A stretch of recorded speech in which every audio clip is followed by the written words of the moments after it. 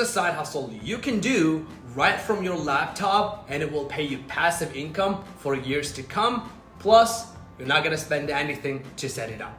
Let me show you how.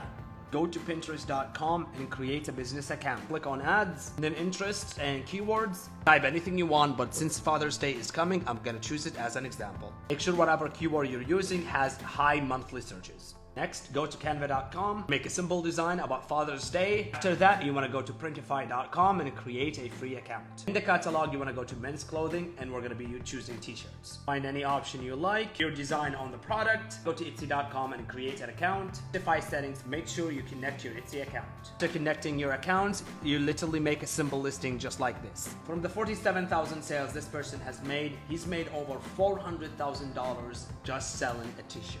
And it's all passive income. When someone goes to your listing and click on add to cart, Etsy sends the order to Printify. Printify does all the work for you, ships the order directly to the customer. And you just sit back and you collect the difference. Learn how I make 5 figures passively every single month. Follow and see the link in my profile.